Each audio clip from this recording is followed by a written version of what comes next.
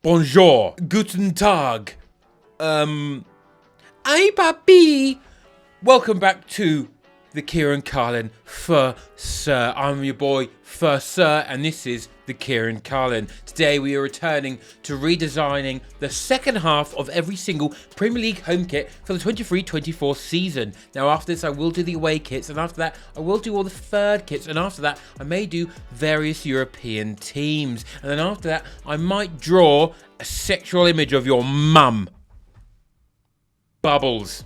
Alright, bubbles are weird and embarrassing for grown men. I'm just saying it now, okay? I'm not saying it's sus, but I'm saying it's a little bit peculiar if you're a grown man.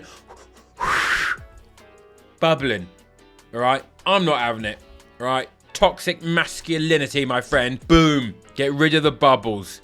Okay? This is the one I actually made in the video where I redid the West Ham, Burnley and Aston Villa issue, and I like it. A completely missed opportunity to go gold accents because they obviously won a European trophy. And then I just cut the sleeves with a little bit of white because I feel like, you know, if I remove the white from the middle to have gold, I need to add some white in because that's more West Ham to me than just the claret and blue. I think it's great. I think it's perfect. And I think I should be paid lots and lots of money for them to use it now. All right? Get rid of the other one. Immediately. Just start manufacturing my one. Alright? Okay, job done. Well done. Fulham. Now, I sort of like this Fulham. I do like this Fulham kit. Okay.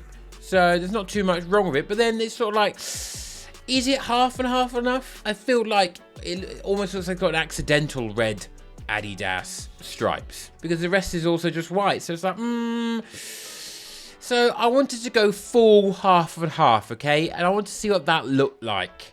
And this is what it looks like. I've now opposite coloured the Adidas stripes, but I've kept it symmetrical with the weighting of the red. And I am unsure if I like it. I've gone full black and white half and half, then the red balances it out in the middle, down the middle.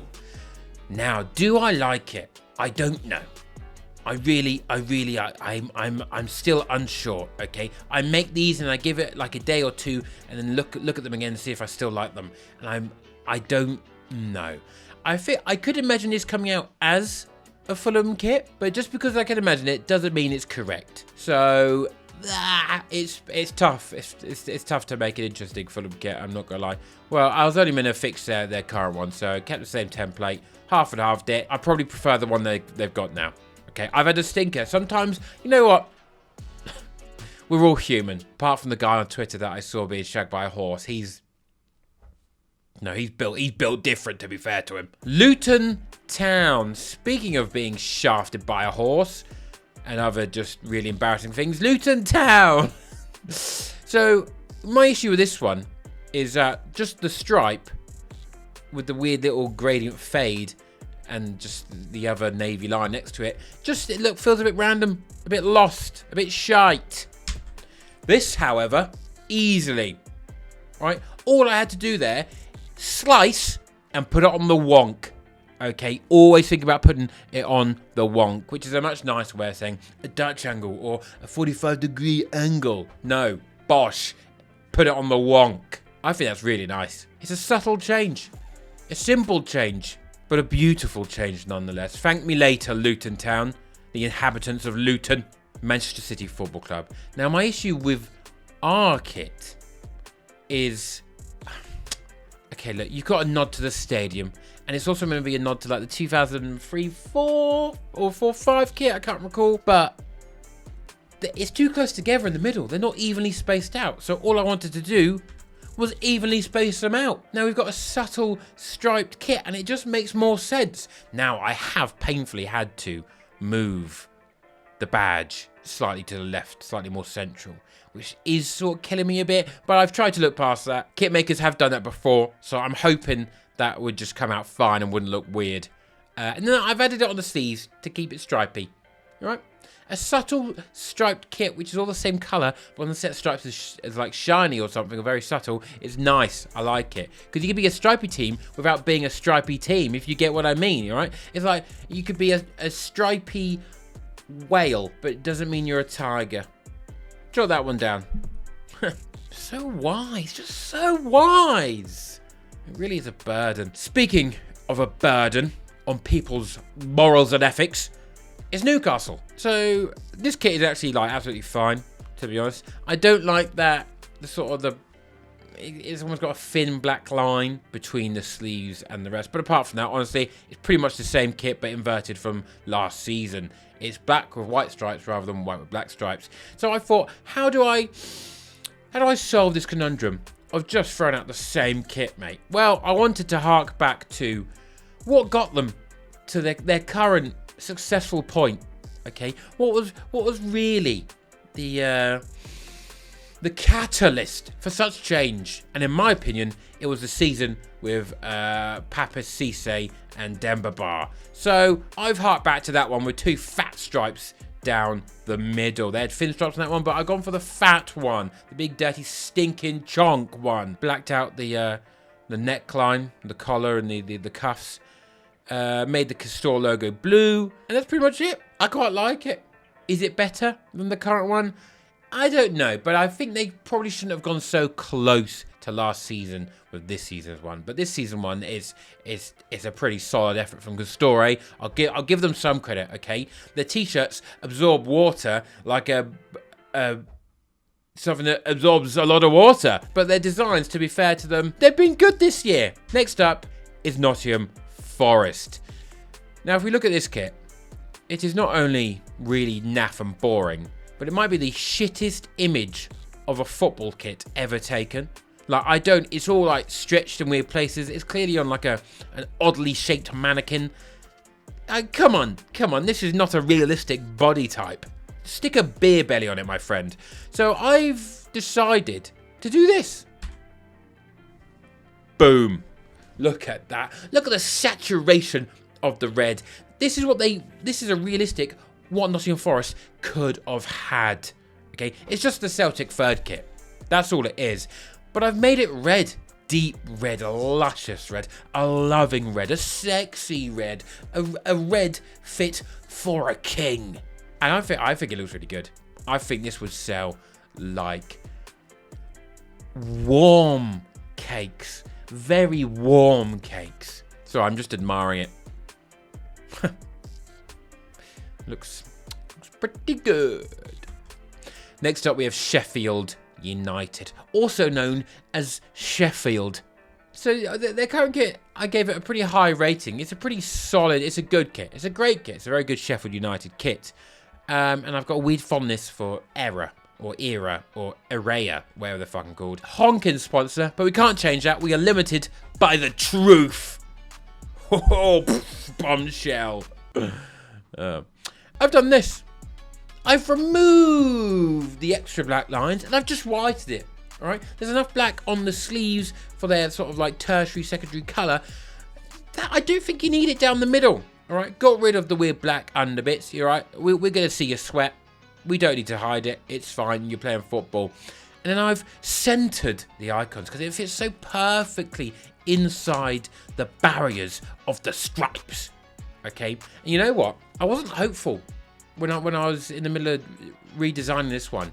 Okay, went for a couple attempts, and then I got to a place where it just looks gorgeous. To be honest, it looks almost sexier than the horse in that video on Twitter, which I can't blame the guy.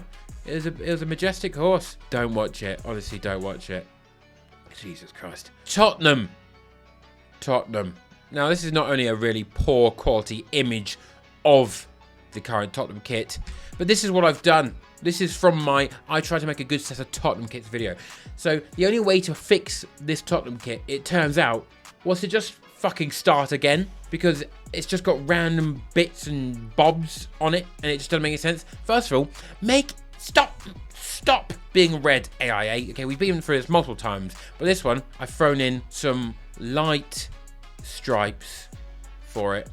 It's a throwback to like an 80s Cup final kit, right? And it looks fucking great.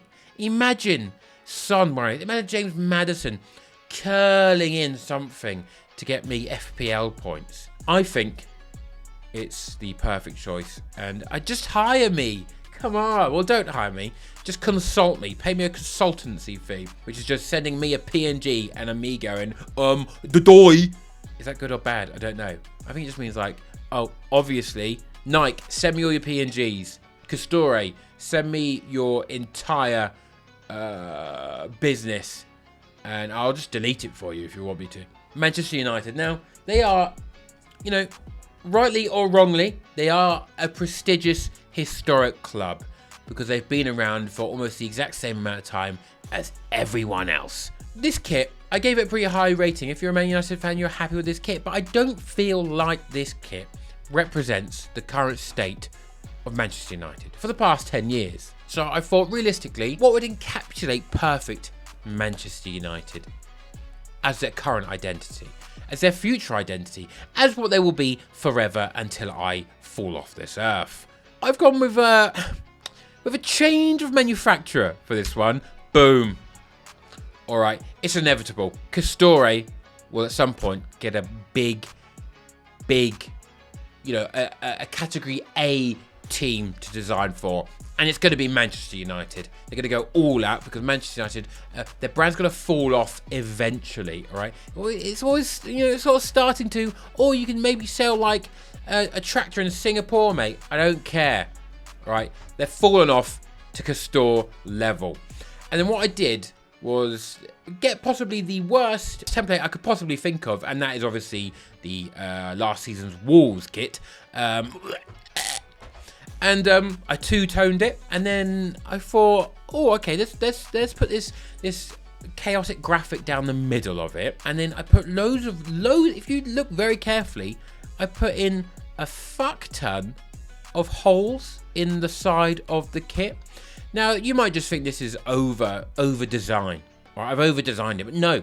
Okay, the holes aren't only good for airflow and also water flow when Amrabat has inevitably had the ball stolen off him in a horrible position in midfield and he's fallen over again because he's dog shit. And he's a slide tackle merchant from a World Cup. Yeah, that was going to go well, wasn't it, mate? Once that's happened, the holes are perfect for allowing excess air and water to come out. But not only that, but they also represent the big holes in Old Trafford itself, along with all the scattered triangle shapes which just represent more of Old Trafford falling apart. And also the scattergun pattern represents the scattergun form of Manchester United. Very up, very down. Enough so that they get almost to the top and then they're not quite there because they're fucking shit, mate. Fuck them. Fuck you. Fuck off. Nah, bastards. Wolves. We come down to Wolves. Now, I thought usually I do them dirty. Well, usually they do themselves dirty because, you know, they're Wolves. The concept of Wolverhampton does itself dirty. But I thought, you know, I'll give it a good go. I'll give it a try. So I've actually made two for this one. So I thought, obviously, we've left cat shit orange and we've gone to a slightly more saturated, darker orange. Good. Rounded off the neck. Not a vital touch, but I quite liked it. I've sort of gone, it's got essence of 90s Dortmund, you know, that sort of vibe, but with Wolves, which really brings it down a bit. Yeah, and so just blacked out the sleeves. I think it looks pretty sick. I don't think their current one is especially bad, to be honest. So it was a difficult rebrand on this one. And I thought, you know what, Kieran, you don't go out there too much sometimes with these kits, all right? All these designers, so that they try really hard, and all you do is just think, oh, why don't we simplify it? Why don't you try and make a difficult kit, Kieran? All right, with some graphics. Why don't you go out there? All right, be bold, be brave. So I did. Boom. Now, I thought I'm just gonna let this settle in. Ooh, wow. That's what you're saying right now. Your ham and cheese sandwich is absolutely